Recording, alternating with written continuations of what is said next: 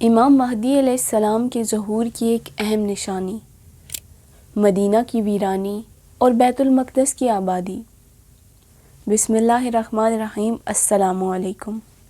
طبرانی شریف میں یہ روایت موجود ہے، قیامت سے 40 سال پہلے مدینہ منورہ ویران ہو جائے گا۔ مدینہ منورہ کی آبادی جبل صلہ تک پہنچے گی۔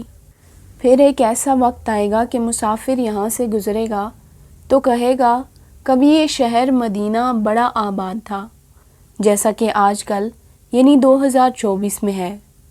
یہ اس وقت کہے گا جب مدینہ کو ویران ہوئے کافی عرصہ گزر چکا ہوگا اور اس کی آبادی کے نشانات ختم ہو چکے ہوں گے۔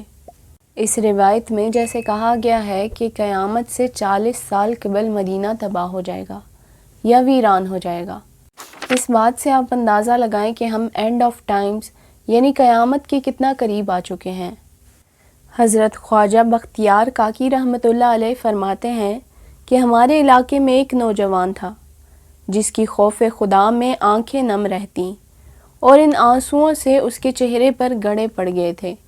اس نے اپنے گھر میں چھت کے ساتھ ایک رسی باندھی ہوئی تھی اور رات کو اپنے گلے میں وہ رسی ڈال کے رو رو کر گریہ زاری کرتے ہوئے اپنے رب سے کہتا کہ اے اللہ، تیرا مجرم حاضر ہے۔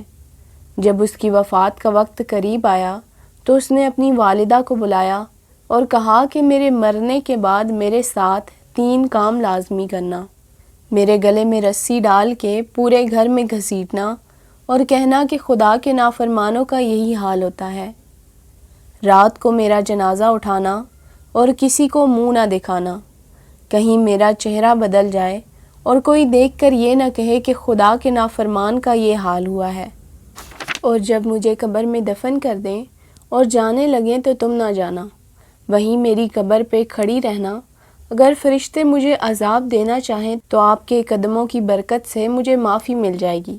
اتنا کہا اور اس کی روح تن سے پرواز ہو گئی۔ اس کی والدہ نے بعد از وصال ایسا کرنا چاہا تو ہاتف غیبی سے آواز آئی کہ اے خاتون رک جا، یہ تو میرا محبوب ہے۔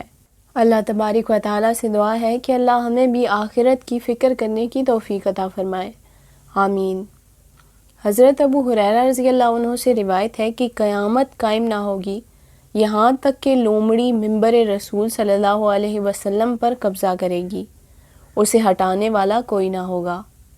ابن ابی شیبہ نے سند صحیح کے ساتھ روایت کیا ہے کہ رسول اللہ صلی اللہ علیہ وسلم نے فرمایا، میرے مدینہ پاک کو 40 سال تک درندوں پرندوں کے لیے بیکار چھوڑ دیا جائے گا۔ اس وقت اس بارونق شہر کی تر و تازہ چیزوں کو درندے اور چوپائے کھائیں گے۔ ابن زبالہ نے روایت کیا ہے کہ قیامت قائم نہ ہوگی یہاں تک کہ میری اس مسجد پر کتے، بھیڑیے اور بندر قبضہ کر لیں گے۔ کوئی ایک مسجد سے گزرے گا اور ارادہ کرے گا کہ اس میں نماز پڑھ لے، مگر نہ پڑھ سکے گا کیونکہ اس پر موذی جانوروں کا قبضہ ہوگا۔ ابو داؤد اور ترمذی شریف میں یہ روایت موجود ہے کہ ظہور امام مہدی علیہ السلام کے بعد ان کی بیعت سے پہلے مدینہ منورہ میں شدید بارش ہوگی، ہر طرف جل تھل ہو جائے گی، یہ احجاز الزیت کو ڈبو دے گی۔ آپ صلی اللہ علیہ وسلم نے مقام احجاز الزیت کے قریب بارش کی دعا بھی مانگی۔ شدید بارش کے بعد پانی خود بخود ہٹنا شروع کر دے گا اور اس کے بعد بیعت مہدی علیہ السلام ہوگی۔